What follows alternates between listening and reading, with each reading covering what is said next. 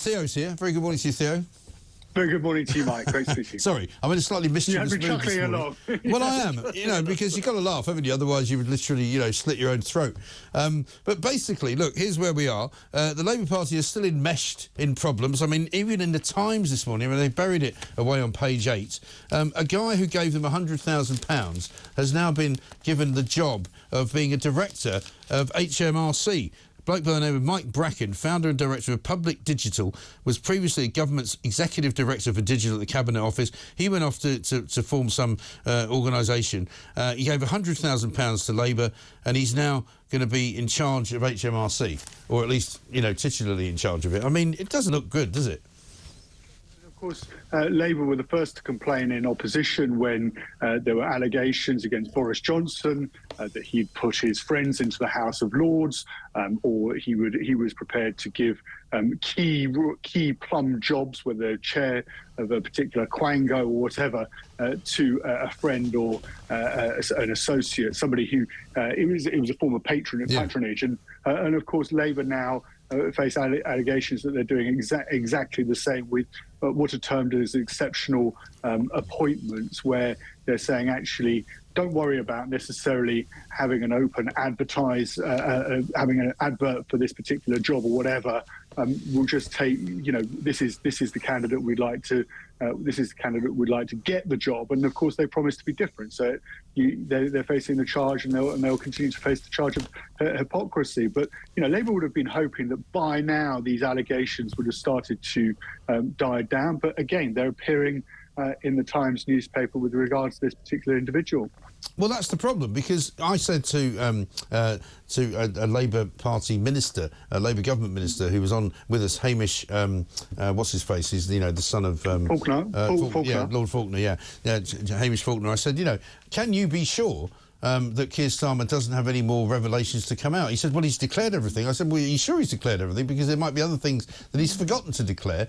And he said, well, you better ask him. He couldn't give me a guarantee, because nobody can, because I would be amazed if this story stops here. I don't think it does. We've already got, police investigating now whether or not Keir Starmer may have broken electoral rules. He probably didn't, but he may have done by registering his home address in Kentish Town as the address from which he was applying to be a candidate to be MP, when he told Parliament that he was currently living at that time in Lord Ali's penthouse.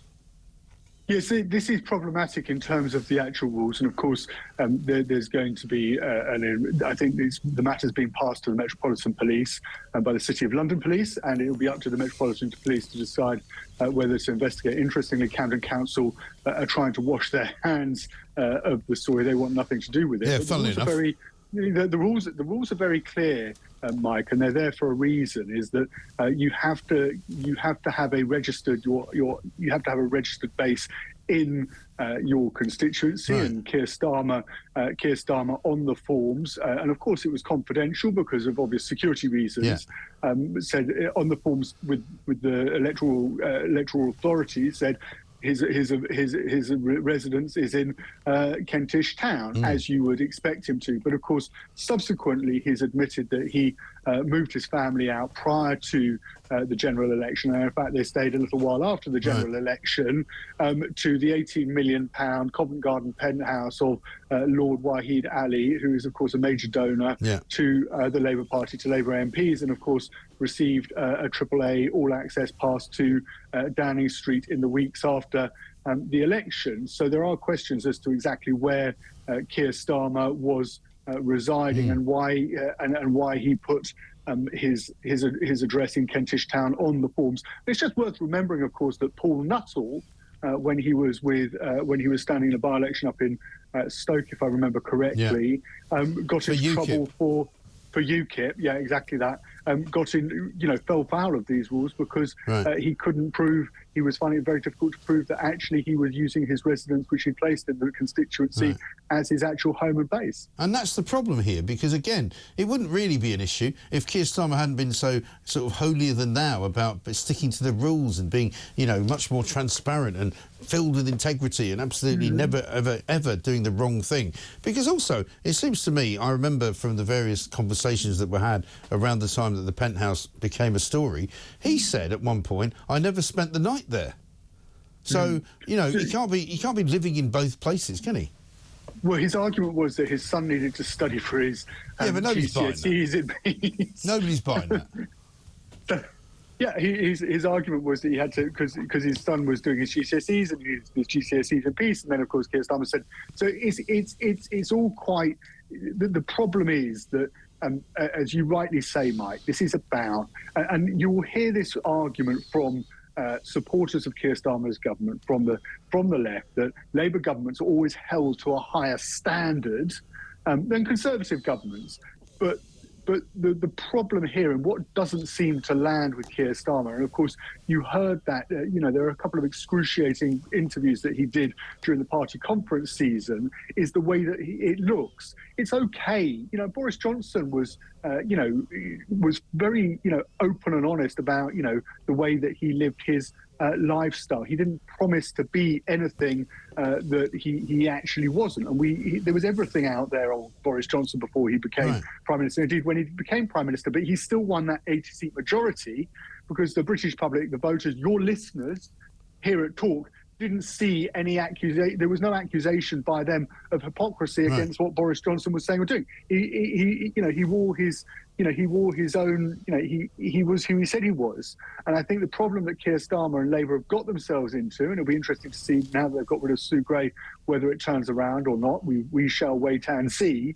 But the problem is that, as you say, he was billing himself as the man to clean up politics. As Lisa Nandy, who was going to come on your programme and didn't come on your programme, said, he was Mr. Rules. Right. He was the guy who followed didn't just follow the letter of the law, he followed the spirit of the law. Yes. And many of your listeners scratching your head, wondering, hang on a moment, this is the guy that said he was all about the rules, and clearly, he's been taking the freebies, he's been having the freebies, and he's not necessarily been doing everything by the book.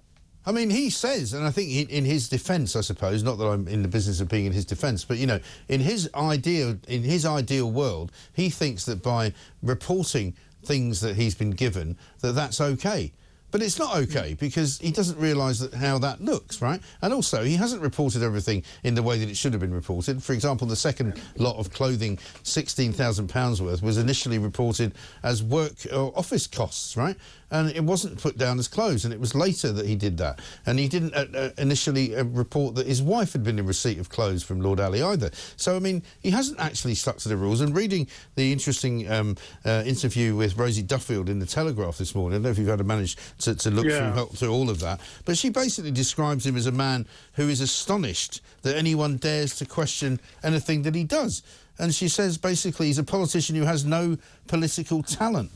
And he doesn't understand how you have to talk to people in the party. He doesn't understand how you have to talk to people in the country. He just doesn't really get it. And she's accusing him of what I would say quite serious allegations, that he is kind of controlled by this rather faceless, unelected boys' club of people, presumably led by Morgan McSweeney.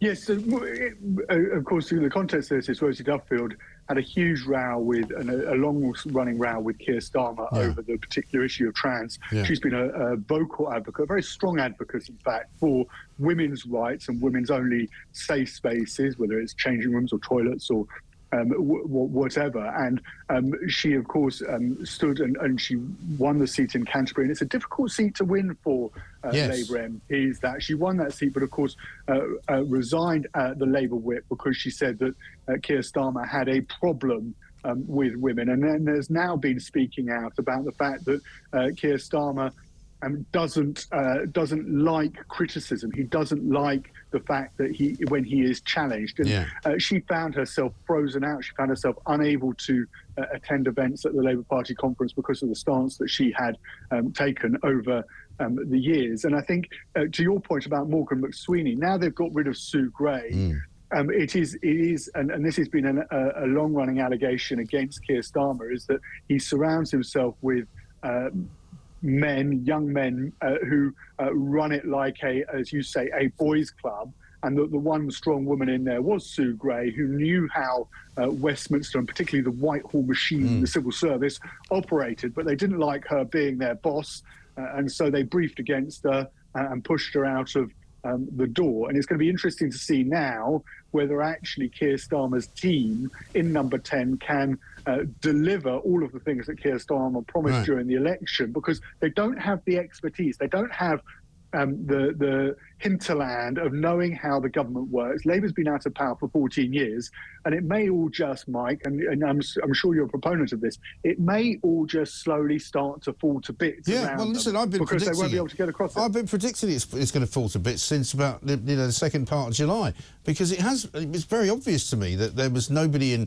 in government. Forget about this idea that they were all grown-ups. You know, there was nobody in government that was even in out of short trousers. You know, they don't know what they're doing, and if they think they're terribly clever, all these people as well. Sue Gray falls into that same trap. Turns out she wasn't terribly clever because she got outmanoeuvred. And if she was that clever, she wouldn't have been outmanoeuvred. If Keir Starmer was not a weak Prime Minister, he would have kept her in the job, and he would have, you know, got a couple of the boys' club members to move out, you know. But he hasn't done that. But let's have a look. We've been playing this all day yesterday. I want to play it some more today. This was in July, literally on the eve of winning the election. Have a look at this. We've prepared this party for government. We've prepared all of our departments for government. If we are privileged to come in to serve our country, it will be public service for me, as it always has been, not self-entitlement. I can't find one word in that statement that's true. Can you? No, and that was just before, right in saying, just before the general election itself, on the eve of the general election. Yeah, it was like July the 3rd. July, yeah. And then, of course, on July the 5th, he was out on the steps of Downing Street saying that this will be a government of public service. Yeah. And I just to the front page of the Sun story, because I think that's a particularly interesting story, where the Metropolitan Police, bosses of the Metropolitan Police, said that actually Taylor Swift didn't need a blue light escort. And just so your listeners know, it's actually where you end up, and it's reserved only for members of the royal family, visiting heads of state, and it's that rolling roadblock where you end up where the motorcyclists go ahead on blue lights, they stop the traffic, and then the cavalcade carrying said dignitary, they're come through. This is not 2, 3. I'm just counting the cars. 4 big Range Rovers and a police car behind them. Then has the sign "Stay back." So this is the whole purpose of this is it does actually cause quite a lot of disruption on the roads, because they have to close roads as they go through. This is not a standard police escort. This is a blue light escort reserved for the Prime Minister. I mean, you know, most senior cabinet ministers don't receive this. It's reserved for senior members of the royal family, and as I said, visiting heads of state. And then we learn, of course, that the Metropolitan Police chiefs didn't want to offer this to Taylor Swift because, as they say, they're not they don't provide a private security service for whomever. And then we learned that the Home Secretary, Yvette Cooper, intervened to put pressure on the Met to provide this service, and Sadiq Khan, the Mayor of London, who adds his role as the Mayor of London, is effectively the Police and Crime Commissioner, which wouldn't be so bad. But of course, Sadiq Khan received free tickets to Taylor Swift's concert. He got 6 free tickets. 6 free tickets to Taylor Swift concerts, along with the Prime Minister, who received 4 free tickets. And so you end up with this situation. Well, no, he received more than 4 free tickets. He got tickets for more than one show. He got like 2 shows worth of tickets. I think he got like 8 tickets. Okay, apologies, Mike, I stand corrected. But you know, we end up in a situation where senior members of the government are receiving free tickets to a concert, and then the person who's performing in the concert receives treatment which is unprecedented. Yeah. It's never offered. There is no other pop star. No, people have said, can she pay for it? But no, you can't, because Prince Harry's been told he can't pay for it, so you're not allowed to pay for it. So it is actually a cost to the taxpayer. It's a cost to the taxpayer. Now, you could say, well, this was because Taylor Swift's mum, Andrea, threatened to pull the whole concerts because, of course, there'd been that threat in Vienna with the bomb plot, and then there were concerns about the concerts in Wembley. But it is unprecedented, and you now have to wonder whether other pop stars or but also in the story, Theo, the Special Escort Group, who are clearly not happy about having to do this, said that they did a risk assessment, and their risk assessment suggested she didn't need it. And you have to respect the operational decision.